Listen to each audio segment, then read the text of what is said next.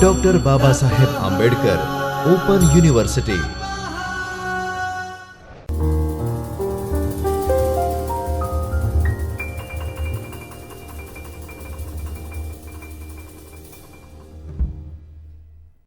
नमस्कार, doctor Baba Saheb Ambedkar open university के चैतन्य studio में आप सभी का स्वागत है।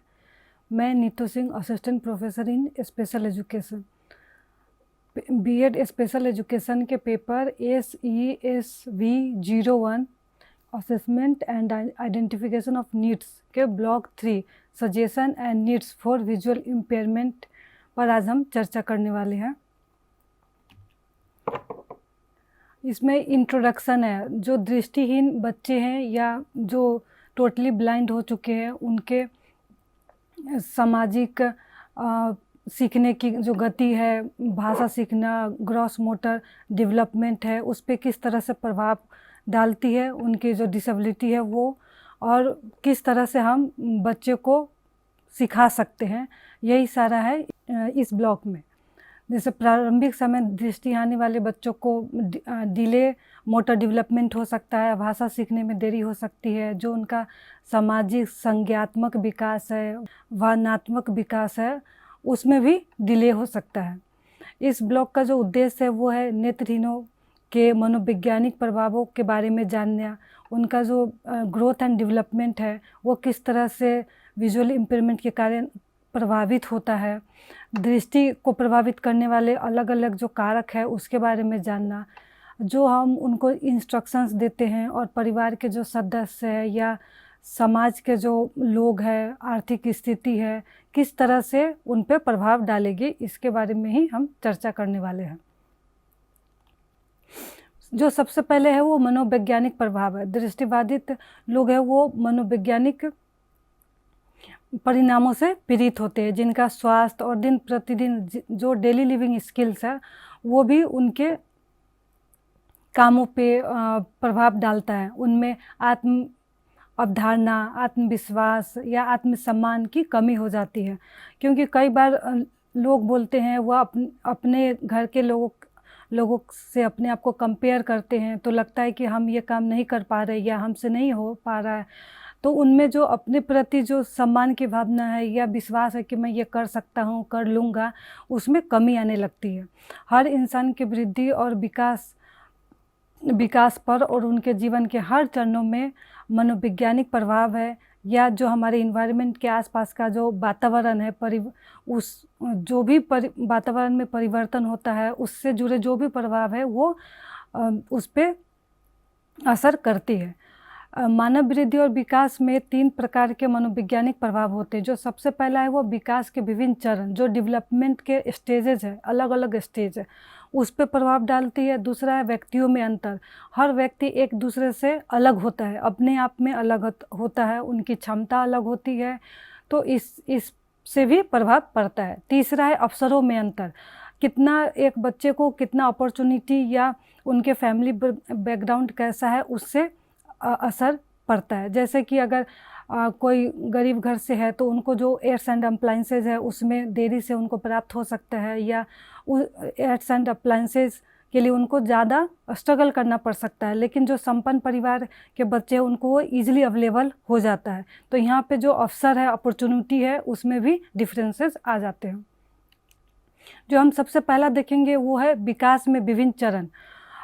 जब दृष्टि हानि बच्चा जन्म से ही उसमें दृष्टि की कमी होती है, तो इसका उनके सीखने पे बहुत ही महत्वपूर्ण प्रभाव पड़ता है।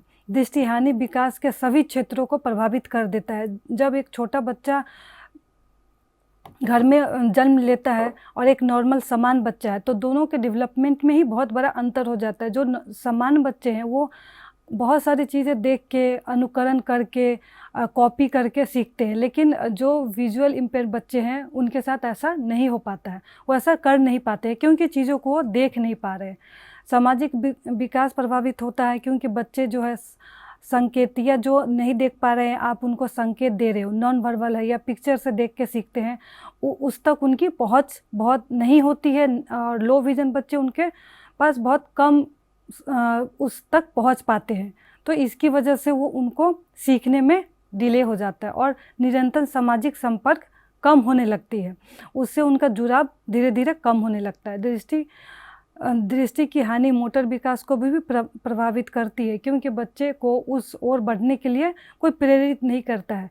जैसे कुछ पकड़ना है, कंघी होल्ड करना या ग्लास पकड़ना, तो जो सामान बच्चे वो आसानी से देख के कर लेते हैं, लेकिन जो दृष्टिहीन बच्चे हैं वो देख नहीं पाते, इसलिए जो उनका ग्रॉस मोटर डेवलपमेंट है वो भी डिले हो जाता है और फाइन मोटर स्किल्स है उसमें भी थोड़ा डिले हो जाता है। पकड़ना, एक पेपर पकड़ना, तो ये सब फाइन मोटर्स का उदाहरण है। यह अज्ञात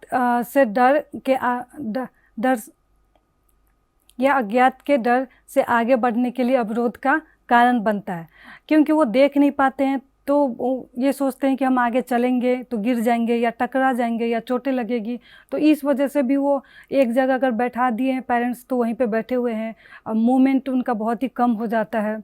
पर्यावरण और सामग्रियों की खोज संज्ञात्मक विकास में महत्वपूर्ण है, इसलिए अन्वेषण करना न केवल मोटर विकास के लिए बल्कि अवधारणाओं के विकास के लिए भी बहुत ही महत्वपूर्ण है। जब बच्चा खेलते हुए इधर उधर जाता है, घर में भी एक कमरे से दूसरे कमरे, हर चीज़ को वो देखता है, टच करता है, उसको इस्तेमाल करने की कोशिश करता है, या गार्डन में जाए, पार्क में जाए, तो ये सब चीज़ें भी जो वीआई बच्चे हैं उनके लिए बहुत ही कम होता है या ना के बराबर होता है, तो वो चीज़ों को एक्सप्लोर नहीं कर पाते हैं। तो उससे उनका जो कंसेप्ट है, अवधारणा है किसी चीज़ों को लेके, वो बनने में भी बहुत ही देर हो जाती है, उसमें भी डिले होता है। दूसरा है व्यक्तियों में अंतर। जैसे हर व्यक्ति एक दूसरे में अपने आप में भी अलग होता है, उनकी क्षमताएं अलग होती है, उनका जो पसंद है नापसंद है वो भी अलग अलग होता है। तो ये चीज़ें भी हमारे जो बच्चे का जो डेवलपमेंट है उसको प्रभावित करता है। दृष्टि की हानि के प्रति किसी व्यक्ति की प्रक्रिया को प्रभावित करने वाले कारक में व्यक्ति की दृष्टि हानि का प्रकार है। कोई बच्चा है कि टोटली ब्लाइंड है, कोई बच्चा है वो लो विजन है, या कोई बच्चे को अगर हम एयर्स एंड अप्लाइंसेस दे रहे हैं तो उससे उनको सुविधा हो रहा है। तो ये बच्चे की कितनी दृष्टि बची है और कौन सा कैटेगरी में है, इससे भी प्रभावित होता है। माइल्ड है या मॉडरेट है, सीवियर प्रोफाउंड है, तो इसकी वजह से भी उनके जो डेवलपमेंट है, जो सीखने का प्रक्रिया है, प्रोसेस है, वो भी प्रभावित होता है। यह याद रखना महत्वपूर्ण है कि प्रत्येक व्यक्ति अद्वितीय और जिस प्रकार दृष्टि दोष प्रत्येक व्यक्ति में अलग अलग प्रभावित करता है, उसी प्रकार प्रत्येक व्यक्ति अद्वितीय और भिन्न होते हैं। एक व्यक्ति का व्यक्तित्व संकट से निपटने की क्षमता, अंधे व्यक्तियों के प्रति दृष्टिकोण और व्यक्ति की उम्र दृष्टि हानि के प्रति व्यक्ति की प्रतिक्रिया में सभी कारक है। जैसे अगर कोई प्रॉब्लम्स आया तो कोई बच्चा उसको कैसे डील कर रहा है, कोई घबरा जा रहा है या कोई उसको फेस नहीं कर पा रहा है, या कोई लाइटली ले रहा है कि हाँ मैं इसे सॉल्व कर लूँगा, मेरे से हो जाएगा। तो ये हर व्यक्ति में इसकी क्षमता और इसका सामना करने का जो प्रक्रिया है वो अलग अलग होता है। उपरोक्त कारकों के अलावा व्यक्ति का वातावरण और समर्थन प्रभावित करता है कि कोई व्यक्ति दृष्टि हानि को कैसे समायोजित करते हैं। उनके जो फैमिली मेम्बर है, पेरेंट्स है या भाई बहन है, रिलेटिव है, तो उनके प्रति कैसा भाव है, किस तरह से वो बच्चों के साथ डील करते हैं, ये सब चीज़ें भी यहाँ पे मायने रखता है। तीसरा है अवसरों में अंतर।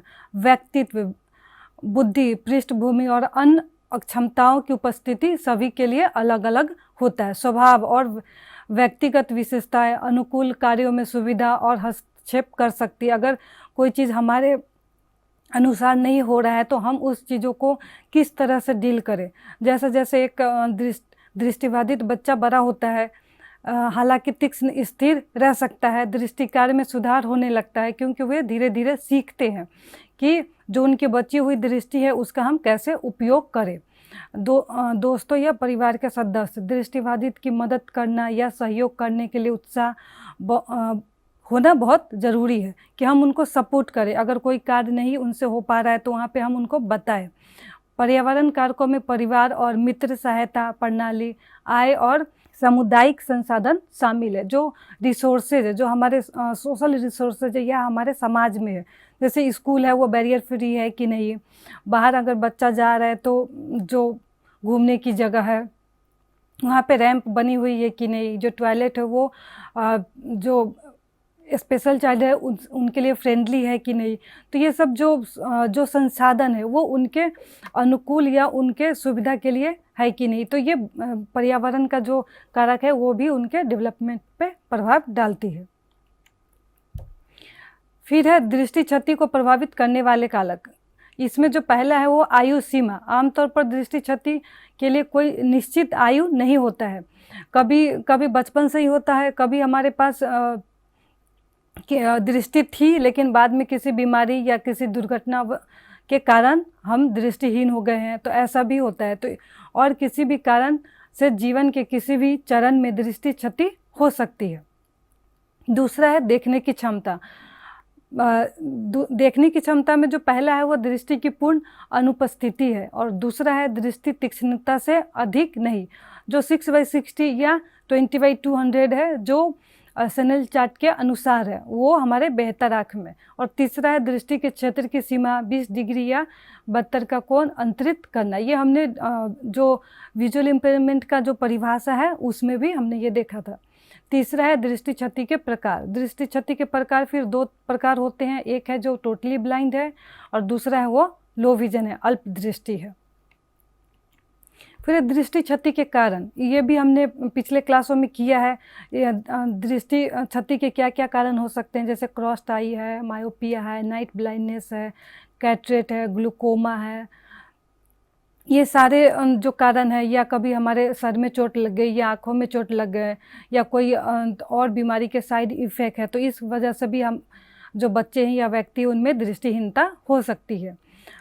अगर दृष्टिहीनता हो गई है तो जो प्राथमिक सुझाव है उसमें क्या है, तो पहला है माता पिता और शिक्षकों को ध्यान देना चाहिए। अगर बच्चे कुछ भी सामान्य से अलग बिहेव करते हैं या उनको तकलीफ़ हो रही है, कठिनाई हो रही है, हम जो देख पा रहे हैं, जो बच्चे के आंखों से आंसू आ रहा है, कंटिन्यू पानी गिर रहा है, या फिर आंखें पूरे लाल हो गई है, सूजा हुआ है, तो ये सब चीज़ें दिखती है, तो हम जो टीचर है क्लासरूम में या माता पिता है, घर के परिवार है, वो ध्यान दे सकते हैं। दूसरा है सामाजिक, मनोवैज्ञानिक और व्यवहार संबंधित समस्याओं को समझने और उनके साथ सहानुभूति व्यवहार करने। अगर बच्चे को कुछ ऐसा समस्या आ गई है लेकिन क्लासरूम में कोई चिढ़ा रहा है या कोई बच्चे उस चीज़ को हम एक्सेप्ट नहीं कर पा रहे, तो उनको हम कैसे मोटिवेट करें, उनको हम कैसे समझाएं। अगर कोई प्रॉब्लम है, समस्या है, तो उसका सामना किस तरह से करें। तो यहाँ पे भी पेरेंट्स का या क्लासमेट है, टीचर है, तो वो वहाँ पे सहानुभूति या सपोर्ट कर सकते हैं। तीसरा है दृष्टि कौशल विकसित करने के लिए माता पिता और शिक्षकों को प्रशिक्षण देना। अगर कोई आई एक्सरसाइज बता रहे हैं डॉक्टर, आई स्पेशलिस्ट, तो वो माता पिता भी प्रैक्टिस करवा सकते हैं, या टीचर को भी हम बता सकते हैं कि इस बच्चे को ये दिक्कत है, तो उनके सीटिंग अरेंजमेंट आगे करवा सकते हैं। टीचर ध्यान दे सकता है, बिग प्रिंटेड बुक्स उनके लिए उपलब्ध कराया जा सकता है।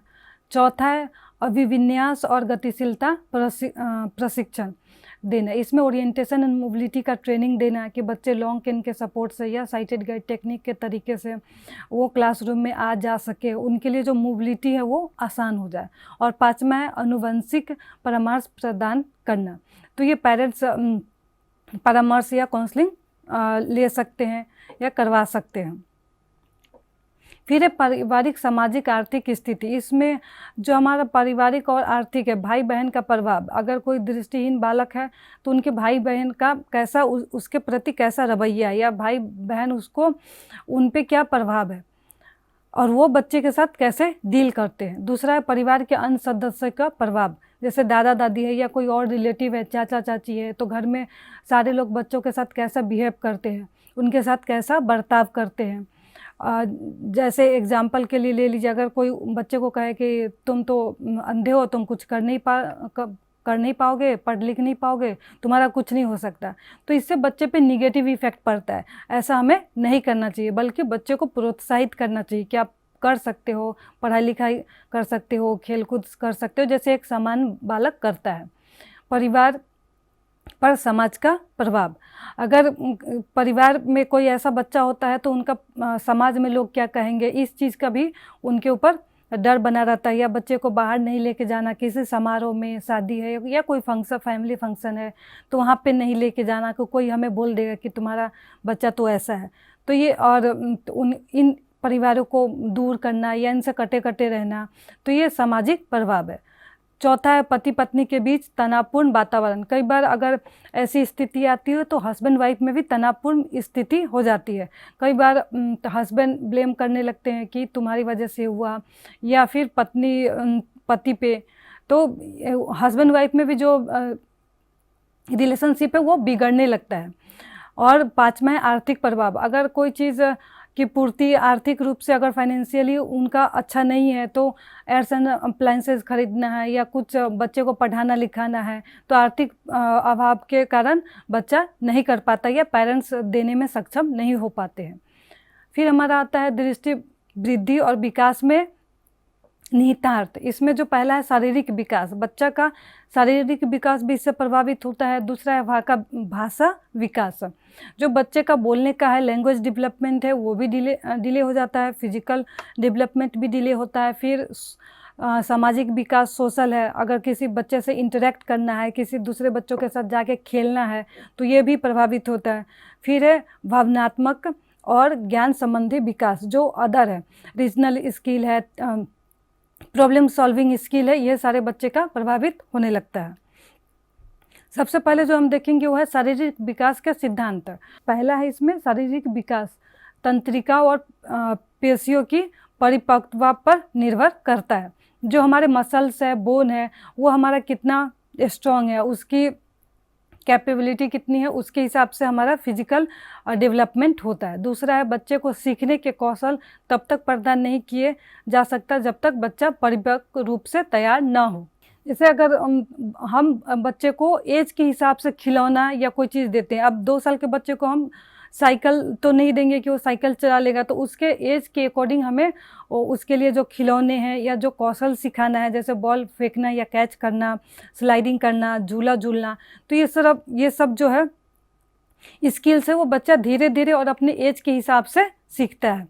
तीसरा है कौशल विकास भविष्यवाणी के अनुसार होता है। कई बार हम गेस करते हैं कि ये बच्चा तो बहुत तेज है, उसके खेलने या बात करने के तरीके से या बच्चे में जो एक्टिविटीज़ कर रहा है उसके हिसाब से हम बोलते हैं कि आगे चल के बच्चा बहुत अच्छा करेगा, कि हम प्रिडिक्ट कर रहे हैं, पहले ही हम बता रहे हैं कि ये बच्चा पढ़ाई में बहुत अच्छा होगा या स्पोर्ट्स में बहुत अच्छा होगा।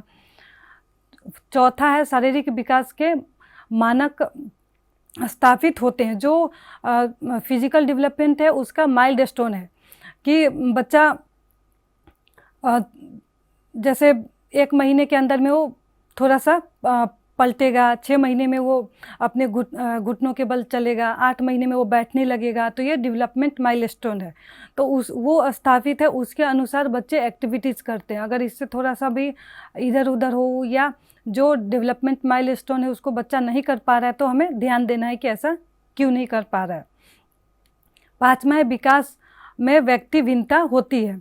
जैसे माइलस्टोन तो फिक्स है, फिर भी कई बार होता है कि किसी बच्चे का डिले है लेकिन आगे चल के वो उसको पिकअप कर लेते हैं। जैसे बोलने का है तो उतना गैप चलता है या इतना जो बच्चे में भिन्नता होती है, तो इस वजह से भी एक का थोड़ा जल्दी सीख लिया, दूसरा थोड़ा 1-2 महीने का फ़र्क पीछे सीखा, तो ऐसा विकास में होता है। डेवलपमेंट ऑफ लोकोमोशन, जैसे इसमें है कि जब बच्चा जन्म लेके आता है तो वो अपने पेट के बल ही सोता है।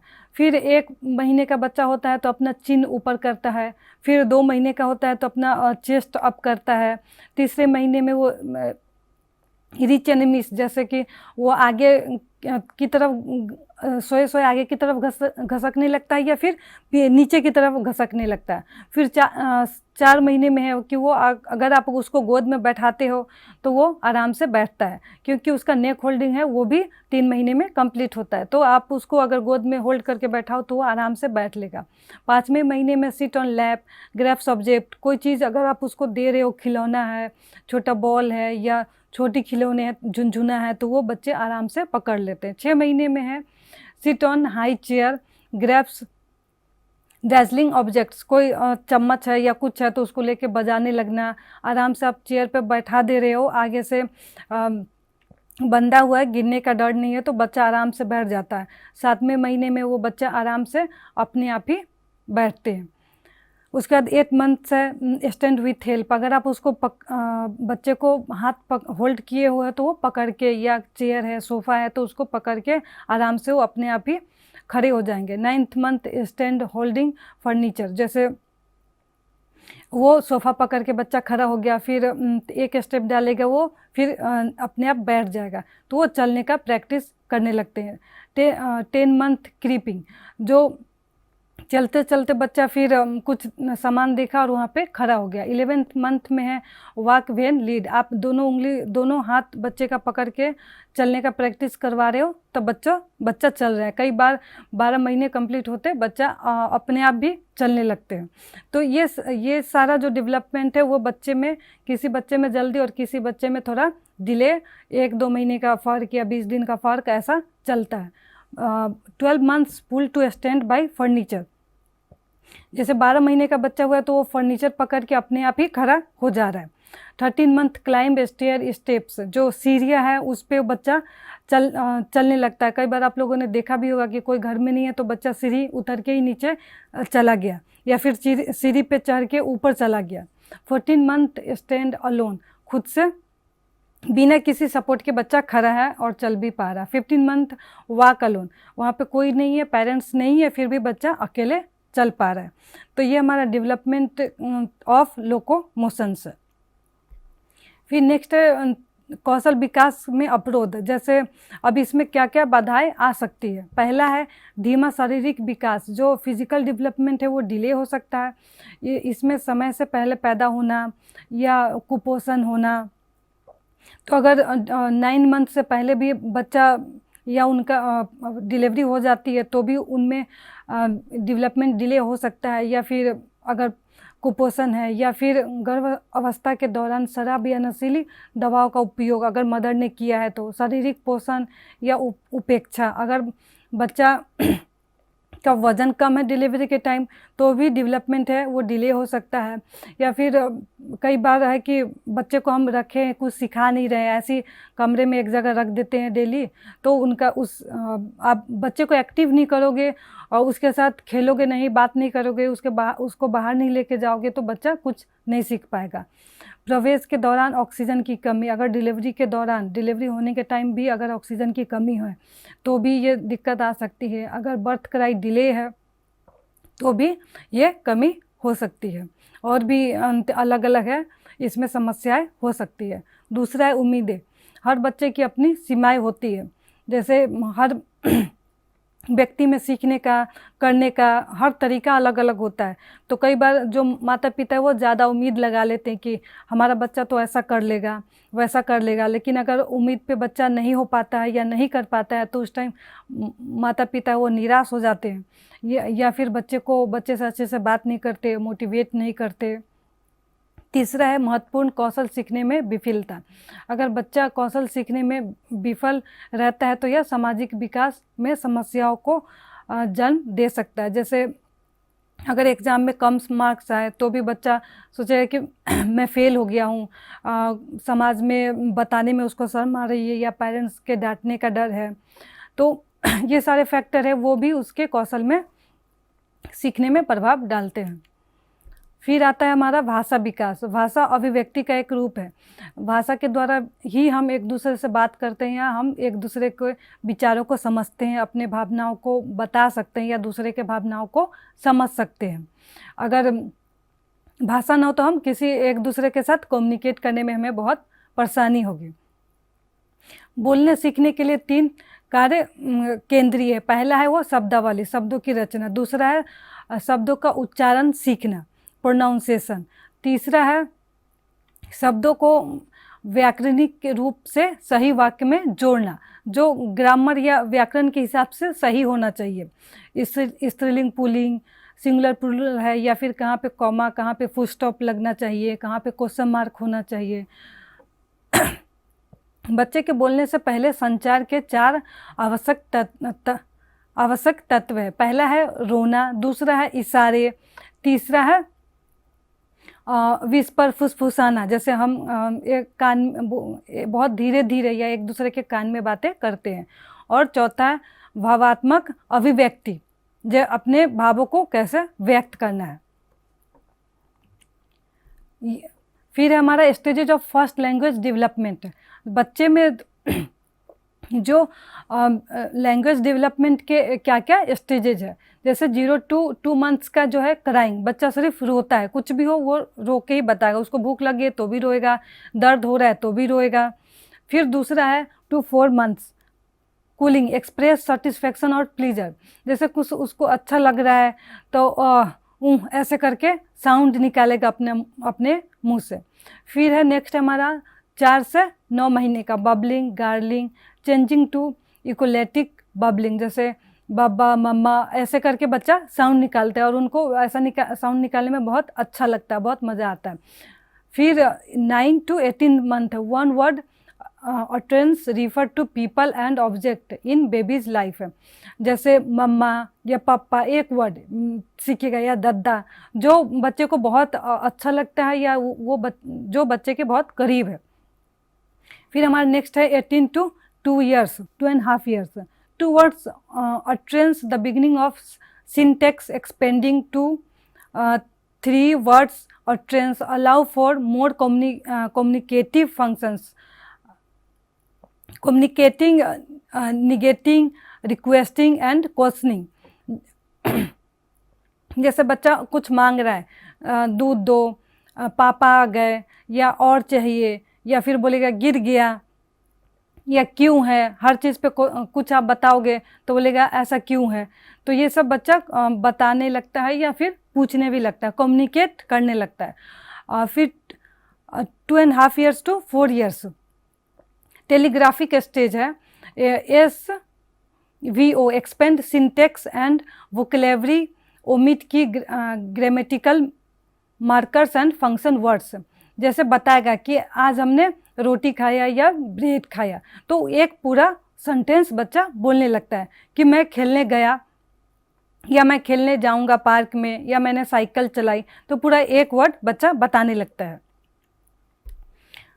जैसे आप इस पिक्चर में भी देख रहे हो कि शुरू से करते हैं, प्रोनाउंसिएशन है, जैसे आप बच्चे को उसके साथ खेलने के टाइम कुछ वर्ड्स बताते हो, फिर बच्चा उसको रिपीट करता है, टॉकिंग आपसे बोल रहा है, आप कुछ बता रहे हो, देखो ऐसा, या पिक्चर दिखा रहे हो, या नीचे गार्डन में लेके गए हो, तो बच्चा उस चीज़ को फिर रिपीट करता है, फिर वो उस चीज़ को समझना, अंडरस्टैंडिंग करता है, समझता है, कुछ ऑब्जेक्ट के बारे में है या किसी बात के बारे में है, तो वो बच्चा समझता है। फिर उसके बाद अंडरस्टैंडिंग के बाद प्ले है, जैसे कुछ खेलना भी सिखाते हैं तो गेम्स में भी कुछ रूल होता है, तो क्या चीज़ से क्या खेलना है, जैसे बॉल है या ड्रम है बच्चे का, या छोटा उसका कार है, तो खेलने का समझता है। उसके बाद नेक्स्ट स्टेप है लुकिंग एंड लिसनिंग, आप जो बात उसको बताते हो बच्चे को, वो आपको ध्यान से सुन रहा है और उस चीज़ को समझ भी रहा है।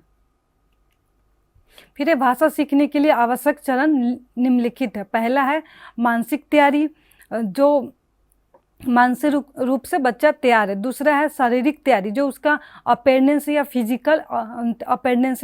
फिजिकल पोस्चर है बच्चे का। तीसरा है अनुकरण करने के लिए रोल मॉडल, जैसे आप उसको बता रहे हो कि हम ऐसे उसको करके बता रहे हो या बोल के बता रहे हो, तो यहाँ पे रोल मॉडल की तरह हम उसको बता रहे हैं। या फिर 2 लोग घर में हैं तो वो बच्चे को करके बता रहा है, गेम खेल के दिखा रहा है, तो यहाँ पे बच्चे उसको कॉपी करके, अनुकरण करके सीखते हैं। चौथा है अवसर, ज़्यादा से ज़्यादा हमें बच्चे को अवसर प्रदान करना चाहिए ताकि बच्चा उस चीज़ को रिपीट करे, खेले, बातें करे, तो उसे समझने में, सीखने में आसानी हो। फिफ्थ वन है प्रेरणा, अगर बच्चा गलती कर रहा है तो हमें उसे मोटिवेट देना है, करना है, ये नहीं कि नहीं हो गया तो छोड़ दो, अब नहीं करना है, ऐसा नहीं। फिर सिक्स्थ है मार्गदर्शन, अगर बच्चे को वहाँ पे दोबारा हमको इंस्ट्रक्शन देना है या दोबारा बताना है तो वो चीज़ को भी हम रिपीट कर सकते हैं। फिर है भाषा के विकास को प्रभावित करने वाले कारक, जो बच्चे को भाषा या लैंग्वेज डेवलपमेंट में क्या क्या प्रभाव डालती है। पहला सेहत, अगर बच्चे का सेहत अच्छा होगा तो उसका हर एक डेवलपमेंट है वो अपने टाइम पे ही चलेगा। अगर बच्चा बीमार हो गया या ज़्यादा खेल नहीं पा रहा है, सुस्त रहता है, तो उसका जो डेवलपमेंट है वो हर एक क्षेत्र में धीरे धीरे ही चलेगा। फिर है बौद्धिक स्तर, बच्चे के समझने की जो क्षमता है वो कैसी है, बच्चे चीज़ों को कैसे समझ रहे हैं। फिर है परिवार, जो परिवार के सदस्य है वो बच्चों के साथ कैसे डील करते हैं, किस तरह से उसकी बातों को समझते हैं, उनको सपोर्ट करते हैं। तो ये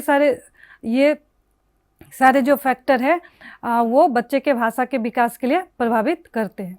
तो आज हमने यहाँ तक देखा है कि बच्चे का भाषा विकास किस तरह से हुआ है। इसके आगे का जो पोर्शन है वो हम नेक्स्ट क्लास में करेंगे। धन्यवाद। स्वाध्यायः परः।